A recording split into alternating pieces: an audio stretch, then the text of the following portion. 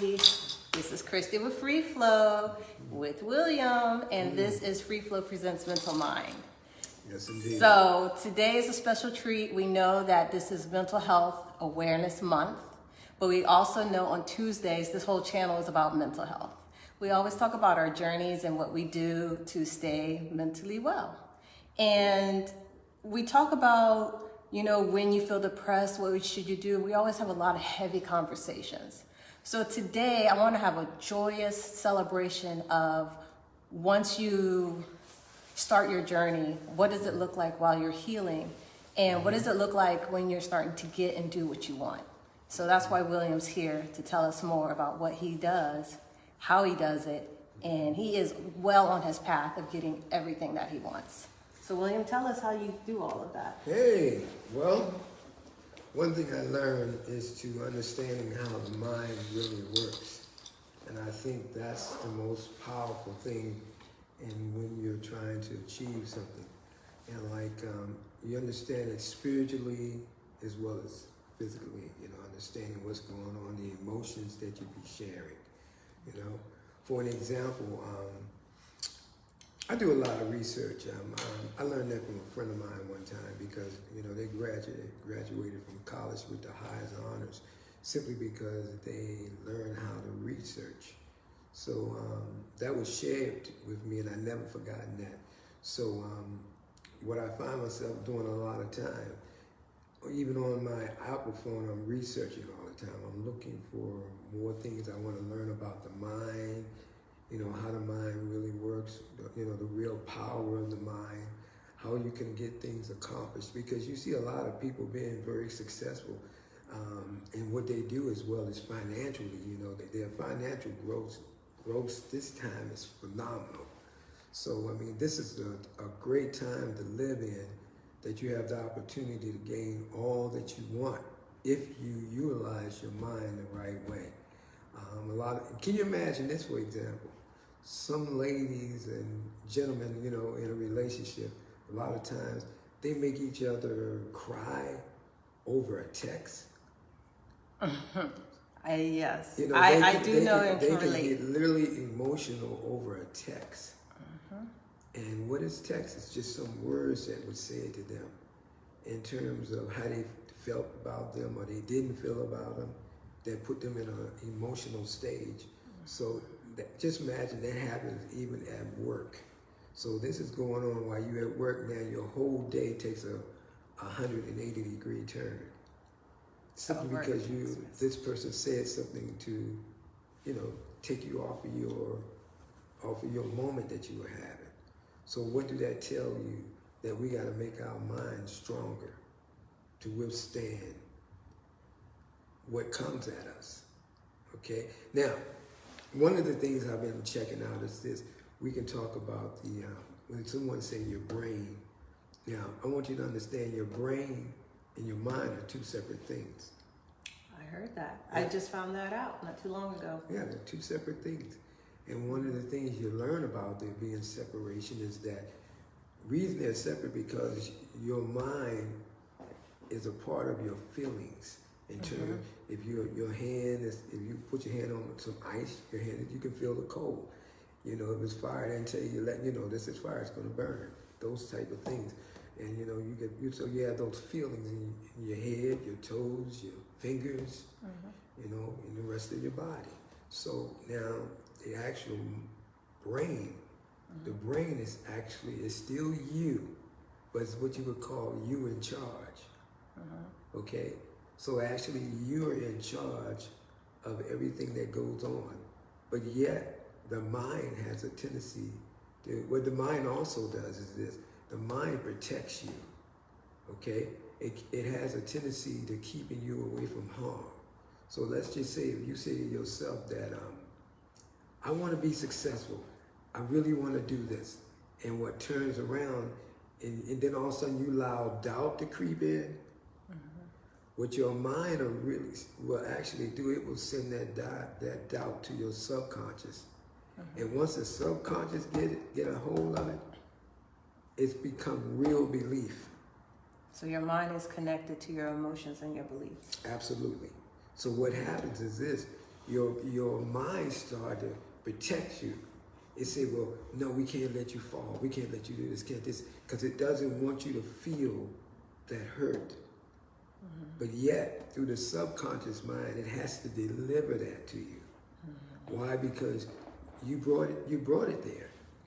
You accept certain situations that you brought into your life. So what it has to do, it has to materialize it. That makes sense. I don't know if you've ever had it, but I've had it where I emotionally didn't feel okay, but psychologically I knew it was okay, but I couldn't make myself emotionally be okay. Yeah. Well, see, now that's the part where we have to get. It's the brain and the mind. Yeah, together. we have to take that. We have to take our power back. See, in other words, the mind shouldn't be leading us. We should be leading the mind. You have the right to tell your mind, be quiet, especially if it's going negative.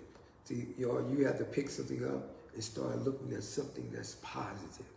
Now, how do you make that switch? So you're saying it's like a light switch. It's like you turn a light on, you turn a light off.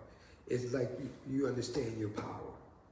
And see, what most people don't, they just don't know. See, now when you know you have power, meaning that you have the right to tell your mind, when it's talking about junk and you say, I'm going to do this, you know how you find yourself talking positive to yourself. talk, so you can do positive talk and Yeah, affirmations. right, so you and all change those that whole things. conversation to positive talking. Okay. Positive affirmation, Okay. and you'll start, getting away from what takes people to go into finding themselves being in a position where all of a sudden a lot of people, what is it when they have this thing they call, they start feeling anxiety attacks. Anxiety, yeah. Yeah, they start having anxiety attacks. What bring that on? Stress. Absolutely. It's just stress. Someone or something is stressing you out.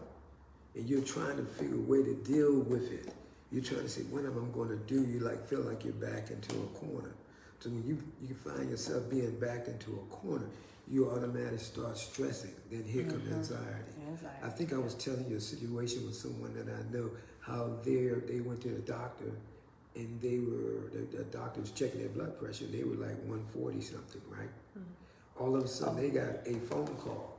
Yep, you told me that. And that phone call, when the lady by the time the lady put her on the right arm to check it and see was it lower than the left arm, the right arm had shot up to 170. And then after a while, she said, the doctor was stunned. So she said, let me try the left arm again. Tried the left arm. It went to 180 something. And she stopped and said, look, what is going on with you? That person started telling what was going on. And then said, but you can die from this. You can literally die because that anxiety has shot your blood pressure so high. See, so how do we turn that around? We have to change the way we change. In other words, if you know you're working on a job and it's too much for you, it doesn't necessarily mean that you have to quit.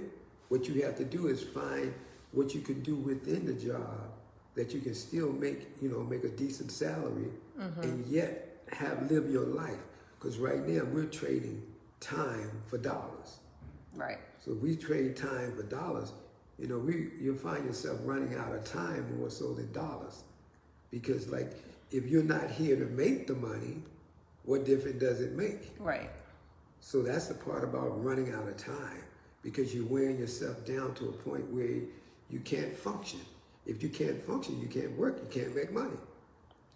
Wow, that's See, deep. so we have to reevaluate ourselves and look at what we're trying to accomplish, And when you see that and you start looking at that, you say, wow, this is not where I want to be. Back in 2001, I know you heard it on the radio not too long ago on Frank's show. He said, he put a point out. He said, look, this is actual fact. Back in 2001, 42 million people walked away from their job. Now let's fast forward to March of this year. 5 million people walked away from their jobs. And now the jobs are offering all kind of, they want you to stay. They want you to stay. All They these want to different get packets. people coming in. McDonald's paying $20 and above. Other people Walmart doing this. too. Target. But what I try to tell people is this: I never tell anybody not to work. That's ludicrous. If someone tell you that, nobody can tell you what you need in order to pay your bills and your responsibility. But what I do say to you is this: what you want to do is make your job your partner. Now, this is a mind blower. See, Okay. now when you make your job your partner, right? That means that this job that you've been working on for a number of years, in some cases or less, that job is going to fuel your next adventure. Meaning that you're going to sit down and say, I always wanted to do this.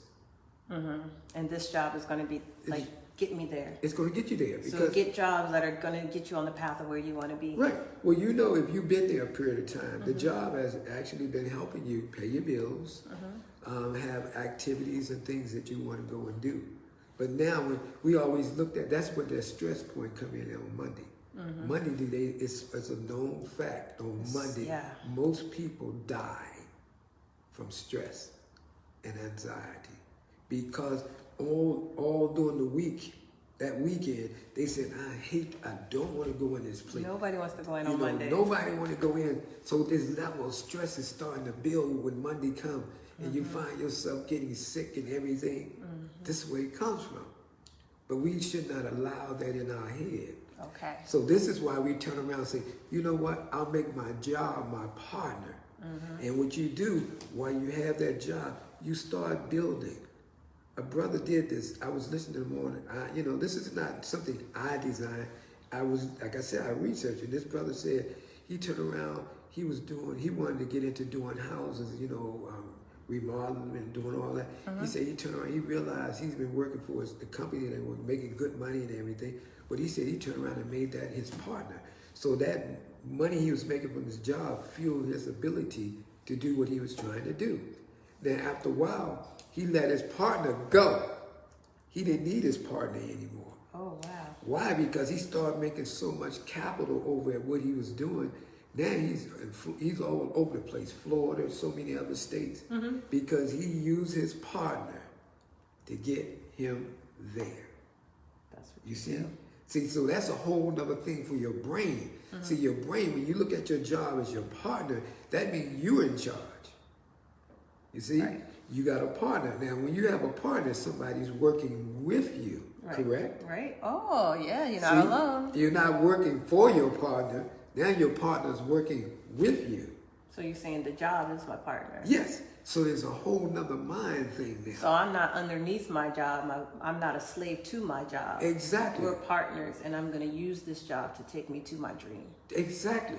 See, and when you go in on Monday with a whole different That attitude. does change my a whole attitude. a whole different Because you know mindset. what if I start thinking about that, Right. I said, what am I going to get out of my job today on Monday? I'm going to absorb as much information and do as much as I can on Monday because I'm going to get to my dream in this amount of years. It's like you start planning it. This is what I have for myself. I will no longer work here anymore. So I need to get X, Y, and Z. I need to learn this so I can get there. Right. And another big thing is this, and this is the most powerful thing. You want to be able to let your partner go before your partner let you go. Talking about your job, y'all. See? Yeah. Most people don't consider that. You know, when all of a sudden your partner say, I won't be needing you. We get ready to shut the company down. Are we downsizing or whatever? It's a story in one of my Pink books. tickets. This Remember when book- they used to give pink tickets? Yeah, this book right here. If you turn to the fifth story in this book here, The fifth story? this book is called A Man Without a Home. And I wrote like 5 short stories in that book. And the last story is What We Do Best. Okay. Okay? And What We Do Best, it was about a gentleman who was like living the good life. He made a 6-figure income, $250,000 a year, 6-7 figure, making good money. This is one of his books, you guys. Okay, so a man. Yeah, man without a home. And he all of a sudden, him and his What we team, do best. him and his team was doing good work together. And he had his own office, had his own parking place and everything. But one day they called in early and said, we want everybody in here early. So the first thing they were thinking about is their bonus. I see it right Oh, here. yeah. Their investments and their investments in the company. Yep, they was looking for that yearly bonus. They look for that big bonus they get for doing a great job. 30,000? 30K? 30K. Each individual was getting a Whoa, 30K I see that. bonus, right? Uh-huh. So you know, when the boss said come in early, everybody showed up. Oh yeah. But now when the boss had met them in the boardroom, everybody was on time. But he gave 2 letters to each one of them. Okay. He said, one of these letters are each and every one of you bonus. Each one of them got a $30,000 a piece bonus. So, Okay. yay. Yeah. So people start thinking I'm going to put a swimming pool in my place and this and this and that. Oh, So, no. What was the second letter? Oh my God. So now the second letter, Oh no. the boss said to them, he said, well, the second letter I need you to read. They opened it up. Oh, It was a pink slip. Oh no, I knew it. It was a pink slip. He said, well, we are downsizing the company. And what they basically did, they down to the point, well, I ain't going to tell y'all the whole story. Oh, it's in here. He wrote it, But so I'll it's say in this. here. You guys get his book. I'll say this, A they Man Without a Home. downsized. A lot of short stories in here. I'll say this, they downsized. So when they downsized, they lost their position. He went back to his office, sitting in his office, he was thinking. And he said, what am I going to do? My brothers and sisters in college, I've been sending them money to support them. I've been sending my mom and dad on vacations every year. You know, I've been taking my lady out to the finest restaurants, and I've been having these 3 weeks vacations every year. He said, and I got a house note and a car payment and my credit cards. He said, so what am I going to do? Now, by the time he sat in his office trying to figure out all his problems, here come the whole team in the office and say, what are we going to do? So he said, they going on, do you hear us? But he's so deep in his own thought. They said, are you listening to us? He said, I tell you what, give me a week or 2 to figure out what's going on so I can figure out something to go out, to figure a way out of this. Now, in the book, he figures a way out. I'm not going to tell you that either. Okay. So, but my point is that situation happened. That goes back to why you want to fire I don't like to use the word fire, but why you Let want them to go. let your partner go before your partner let you go. So what we have a tendency to do, and I tell my sons and daughters the same thing. People go to work, but they don't plan anything for themselves. They don't invest into themselves. They invest in the shoes, this and that. It's good to look, I mean, who don't like nice things? But what are you investing into yourself in case your job over here decide to say, we can't use you anymore? Now, you got to try to recreate yourself all over again. But even in this economy right now, it's the best time to find another job if you qualify or whatever the case may be, and if they hire you. Like I say, you can go to McDonald's and make money. But it's what you do with the money to secure yourself, to say, so I never have to do this again. Yeah. You see? So that's why I say, when you're working, the job, don't look at the job on Monday and stress your whole self out and going through all that craziness, because you still have to pay your bill. If you have children, you have to provide for them. You know, the whole 9. We know what we have to do. But if you turn around and make it your partner and say, I'm gonna allow my partner to help me build something solid that's mine. If I'm gonna stay here for another 5 or 10 years, this is what I'm gonna have. Right. Not just my 401k, but I'm going to have a business that's doing something that's bringing in as much as my partner is bringing in, or several figures more. Once you get to those 7 figures more, you're free. Now what you just did, you just bought back your time. See how deep that is? Yeah, that is You deep. literally bought back your time. You guys are getting Time, this. then I you hope can- y'all are taking notes, because this man is filled with wisdom. So you take, then you can live, you can travel, you can go here, go there, because you done built something solid yourself. You can take your family to see all the things you wanted them to see. Yes. You can educate your children better. Yes. You can live better. Instead of saying, well, I have to get an 18 square foot house, you say, I always wanted a 5,000 square foot house. You can afford it. You can even go up on the car you want. It takes preparation and dedication. Yeah. So because you have a partner over here and you realize how to use that as a partner to get to where you are, then you let them go, which is the J-O-B. I want to be clear there. I That's the can't J-O-B. wait to let You the let J-O-B it go when I'm secure I'm not saying I'm ready now. Yeah. But when I'm secure and I learn what I need to learn, to build your nest. right. See? So once you get strong over here, you're free. Wow. And I'll be doing my I own. can go real deep on this thing, but I'm not. But We might have to do a part 2 because Yeah, it's this part coming up 2 is on gonna be the time. Now, So, but this is what this book was all about. A Man Without His Home. This is what this was all about. okay. 5 gentlemen in this book went through some changes in their life, and they had to bounce back. You know, and one powerful story, like I told you in the beginning, they say it's called "We Made It Out." The family living in the projects, and how they had to do certain things while living in the projects in order to be able to move forward, because they say feel like they don't want us to get out of here. Seem like everything we That's do. still true. So it's certain Yeah. things in this book they had to do, and I Is this a read- real story? Are these based on like real Well, situations? It's what I'm actually is a fictional writer. Okay. Reason I write fictional because I don't have time for somebody to go, well, that's not a fact, that's not a fact. No, bump all that. I write fictional, but it's real life in It's a real sense. life. Yeah. These things do happen to people. Okay. So what I did, I came up with the answer to the problems that people need to know, because it does happen. This keep you from stressing, Yes. going into anxiety. This is what this book does. Okay. And it's the same thing. when This one is like it's like peace. I feel like it's peace. It's Yeah. art. Well, Perception of a Poet, this book itself, Perception of a Poet, what it does the same thing. I mean, it tells about some of the things we deal with. Like, for example, we look at, I did one called, like I told you one time, this friend of mine called me. She said, "You so ghetto."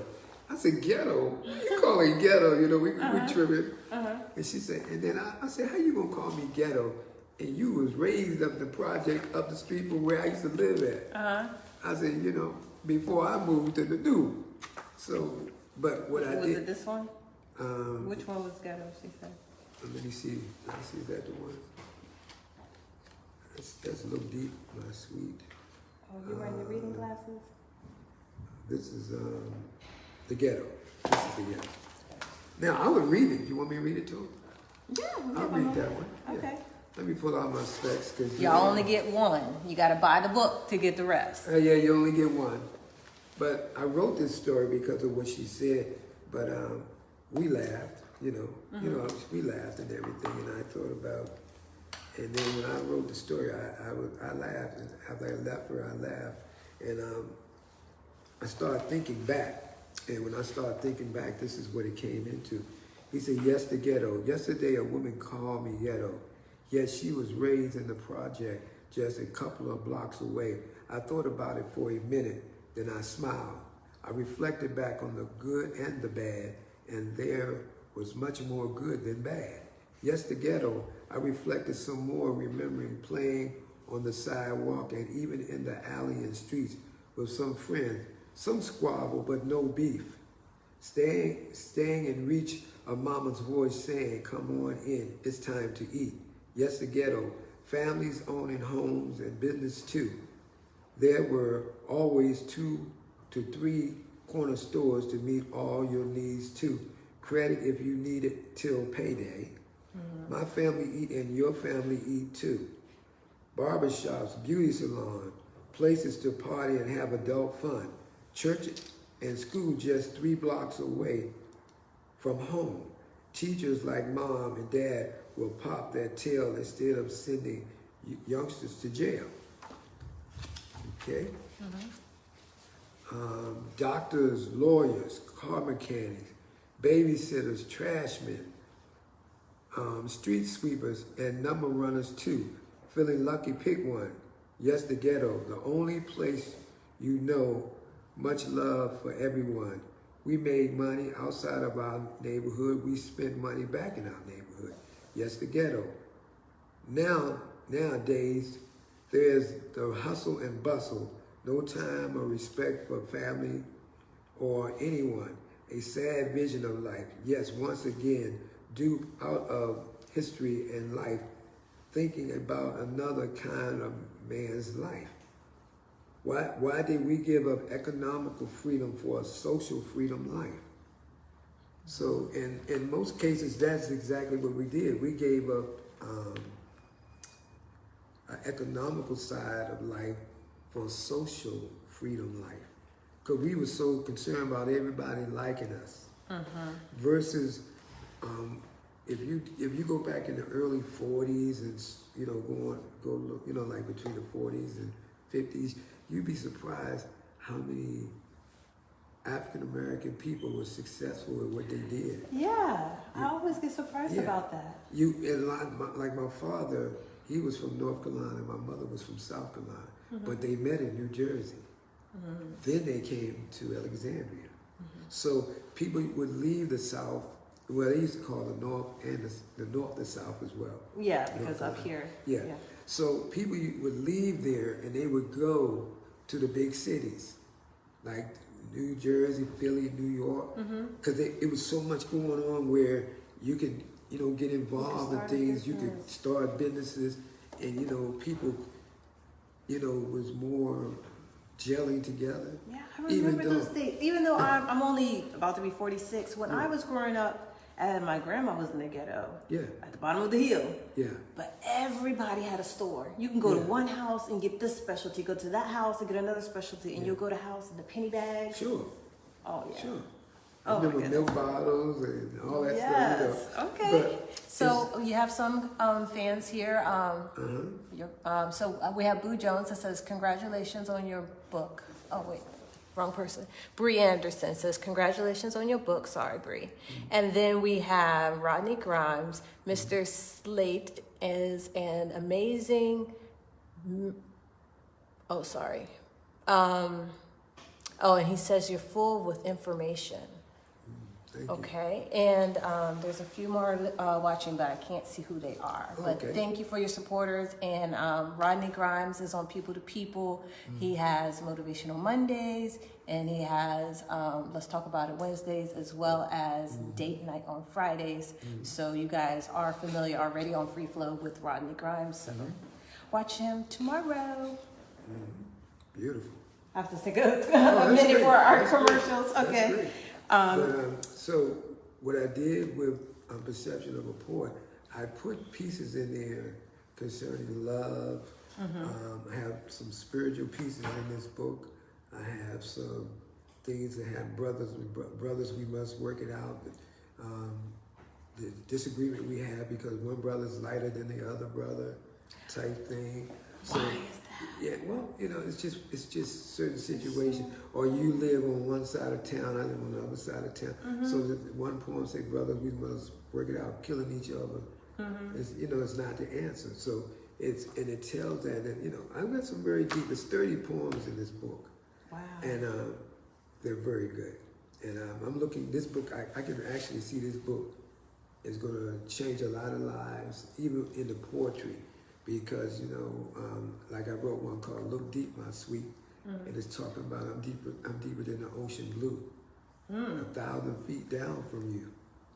So that 1,000 feet is kind of deep. Yeah, so what it's saying is that if you really want to know me, you got to spend time with me so you can know me. So you got to look deeper. I'm deeper than what you see with your naked eye. There's a lot more inside of me. So a woman could think that way about a man, and a man could think that way about a woman. So it's just, that's what it's about. Okay. So, what I will do is give them some of the titles. I do want to give them a few titles. And because we have an index in the book, so Yes. I did that simply because the things that you feel most important to you to read them first. That's what I do. That's something- how I read a book. Sometimes I read in the middle first. Right. Yep. And I have a little piece in there called 1799, What a Fine Wine. There's about two people sitting at a table for two. Okay. And the things that this man is saying to this woman. But yet, a young girl, which is the man, is her uncle, she looks on. That's in this book as well. She looks on and she hears these beautiful words being said. And the first thing, at 15, she hearing words like that. She said, I hope when I become a woman that a man would say something nice like that to me. See, so once again, that's what it talks about. The things that you say, and when you're saying good things to people, you're healing them. But when you're also making people aware of what's going on, you're healing them. I wrote one in here about. You said you were gonna give the titles. Oh yeah, let me give one more thing here about you, because I know how to get to this one even quicker. The guy who got the knee on the throat, you know what I'm talking about. Mama Hear My Cry. That was concerning the gentleman who went through. The police had his knee on his throat. Oh, yeah. George Floyd. Yes, you wrote one about him. I wrote one about George Floyd. Oh, nice. But when I wrote it to the point where the mother answered him back from the heavens. So they're gonna have to read that. But yeah, we do have an index in the book. Okay. So they can go through the index and out of the 30 poems, pick which one they like. This is the one I'm into now. So these are taken care of. But this one, Sweet's Nice. code name Red Diamond. This book here, I target the ladies with this really, but gentlemen, it's for you as well because I don't want to leave the gentlemen out. But it's this book here has several business ventures that you will see when you read it. oh, And yes. it showed how each one of these things came to pass. How this young lady Diamond, how her uncle worked with her, was teaching her and showing her things ever since she was a little girl. You know, he used to pick her up from school and take her out and talk to her.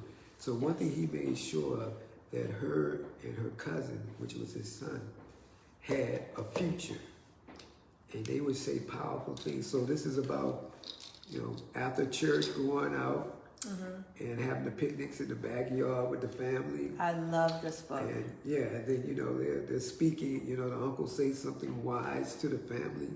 They tell them, you know, how important it is to leave something for the next generation. So it's about that, but it shows how people are succeeding. Any one of us could be any character in this book. That's what I was about to say. This book is about things that I love. It's about family being together, like the family love. It's about wisdom that you pass on from generations. It's about how to start businesses. It's about feeding your children information and knowledge. Like they don't get that now because they're always on their phone. But when you can sit down and you're mentoring your own kids, like you don't have to go find a mentor. Like literally the uncles and grandfathers are mentoring their family, their grandkids, their nieces and nephews. It's like the way it used to be. Like, I don't know what happened. All that wisdom is good for young adults to read. Your teenager can read it. Like men can read it, women can read it. Everybody can benefit from this. And like you said, I saw myself in every position. I love it. Yeah. And this is a book I'm gonna be working on to get into schools as well. Maybe next year, by next year. So That would be a really good read. Yeah, because, especially for like, I'm sorry, I keep cutting you No, off. that's I love okay. this No, book, that's okay. especially Go for ahead. like the middle schools. Yeah. Because that's where to catch them at. I mean, the high schools, they'll really understand it completely in depth. yeah, Maybe like a 12th grade and all that, Yeah. because you know, 12th grade you have to like read Yeah. all these really in-depth books. But Yeah. middle school, yeah. I you can think get middle them. school is a good place to start as well Yeah. because see, if you can get someone to believe that they can, you know, it's possible. If they can believe that it's possible that they can achieve things, we can turn a lot of things around. And in this book, this is what it does. But it also deals with the alter ego. Yeah. And it tells you how the alter ego is used and how the young lady does that. That's why the name is called Sweets, because her mother calls it Sweets. But when she becomes Red Diamond, she's a different person. So she used that as her energy to move forward and to succeed. And in her first year of college, she went to a junior college for 2 years. I would say half the year of that junior college, she was into the 6 and 7 figures. It said it to me. It seems like she already knew who she was to give herself a code name, Red Diamond. Well, what she did, she was admiring certain individuals, and she watched how they operate. But what she did, as she kept showing up in different spots with her uncle, he would take her to lunch and places like that, and he was always teaching her certain little things. Now, I give one little thing to you out of the book. Like, he would pick her up from school. He said, well, today we're going to the park and we'll have lunch in the park. So she said, okay. So they go to the park and they have their lunch. But she was always knowing, because this was her mother's brother, she was always knowing, regardless of what he was going to, he did that. But here comes the punchline. It would always be something concerning business. So it would So constantly. she soaked it up, right? Right, She was always he ready. told her, yeah. She was soaking it up because he said, I want you to always be sharp on your feet. Right. You know, be quick. So he gave her an example. He said, Diamond, he said, my hand is a coin, right? He said, my coin is heads and tail. He said, heads is business. Tail is, you know, just going out and live life in so many respects. He said, now, I want you to think for a moment, which one are you? And she thought about it for a moment, because she remembered what her mother told her. She said her brother don't deal with people who don't want to accomplish things, you know, Right. who don't want to listen. And listening is the key thing. So she said, business. And he said, explain. She said, because I want to be someone. In so many words, I want to have something. Oh. So she answered knew the that. right answer. Yeah, she was that young. Yeah. So it's a lot of young people the same way. Like my grandson that's standing over there. I'm the same way. He's You know, sitting here he's learning. just 10. Uh-huh. But I mean, he can play drums. He can play keyboard. He's working on my bass guitar now playing it. So, I mean, he's very sharp. And he builds, he knows how to do it, set up his own studio on his tablet. So he does his own recording. You do all that? He has recorded his own songs, made up songs. See, so, but you know what he did? What? All the time he was watching. Watching. I took him to church, he get on the drums, he played. They loved when he come in and play because he could play. But he watched and he learned. He was watching, started watching his uncle more because his uncle's a drummer. So they spent a lot of time learning technique. This is what I'm talking about. Yeah, This so- is the family dynamics and how we can teach our own kids. Yes. We don't got to rely on the street. We don't got to hire people Right. to coach and mentor unless we don't have the skills. But everybody in your family has something to contribute to your own child. Sure, sure. And we can just get back to networking and relating to our own community and, you know, our family. See, that's why it's so important for us to understand buying back your time. Yeah. See, when you buy back your time, you have time to do those things. That's You know, right. That's see? right. Yeah, you have time to spend. You spend more time with your grandkids, and life is different. And it gets us back to mental mind and how Yeah. you're telling us to just relax. Yeah, relax. And when you ask the question, what do slaves do to relax? This is how I relax. I relax because I read, I research, Yeah. and I find out greater things. How much power that we do have. I understand why King Solomon was considered the most wealthy. He was not considered, but the most wealthiest king. And why people went to Solomon. But when they went to King Solomon, they was always bringing them precious gold, rubies and diamonds and emeralds and everything to sit at his feet while he talked to them. But guess what? It's because when he went, King Solomon turned around and started realizing the full potential of the power that God gave him. See, he went out doing his thing, and doing all this stuff. But also he said, let me go back. So when he got back and restored himself, what God has given him, then he said he made him even greater. See, so what's the difference between him and us? It's not a difference. There's not a difference. It's just when the blessings come down, are you ready for them?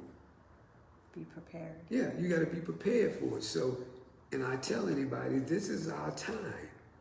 This is our time to be blessed among measures. If you can see it, but if you blinded by all this foolishness and argument and can't get along and this and that and this and that, you got so much stuff in the way you can't see where you're going. You're deaf, your ears are deaf. You can't hear what's being said to you. Somebody, if I say to you, and you got a lot going on, but I just told you, you just got $5 million. So I said like the camera can hear, you had $5 million, right? Right. But you didn't hear that, you know? Why you don't hear? Because it's all this stuff. So when we turn around and slow down so we can catch up, all that changes. We got to have you on for part 2 because we got to get into the spiritual deepness. You know, I know you're leading us into the mind and what to do and how to stay relaxed and how to make ourselves go forward. You know, we want to go forward. We want to learn, as he's telling us to learn all you can so you can build your own empire. Basically, that's what he's saying. You ain't got to work for nobody. You can literally get what you can get from your job now. Learn from what you can from the world to be your own boss and have your own empire. Bring your grandkids, your cousins, your nephews into this dream so they can learn. Yeah. You know, it's for the babies too.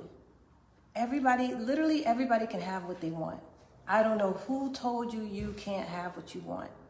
It's there. All you got to do is create it. Who's standing in your way? Is it you? Y'all know what I'm talking about?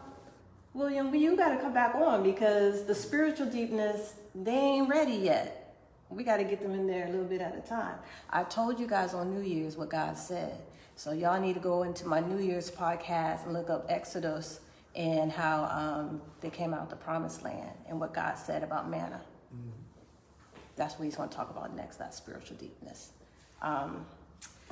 Anything else you want to have the final words?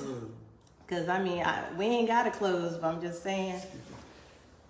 I don't want to give all of you today because it's too much. It's too good. I want them to be thirsty for more. Well, I'm just going to say in the next week or two, these books all are going to be on sale. We have a website been set out. You can touch base with Chrissy because she's giving me a lot of help with this as well. So stay in touch because we're going to do some big things with the book. I've talked to Rodney. Rodney is P2P is helping me out a lot. So we all one happy family. Yes. And we all going to do some great things. So stay posted. All right, you guys. You heard what he said. Stay posted. We'll hear more about William Slade coming up. Again, we'll have another podcast with him. Stay tuned tomorrow with People to People with Rodney Grimes, 7 o'clock. Okay, you guys? It'll be posted on my Free Flow page. I love you guys. We're going to continue to do what God says to do, and that's to spread his love all over the earth. Come here, handsome. This is the little man. This is what we're talking about mentoring. He's here the whole time. He was filming on Instagram. That's how we do it. He was filming Instagram, getting us up on other platforms. This guy. All right, you guys. Thank you for tuning in. See you next time. Thank you, Will.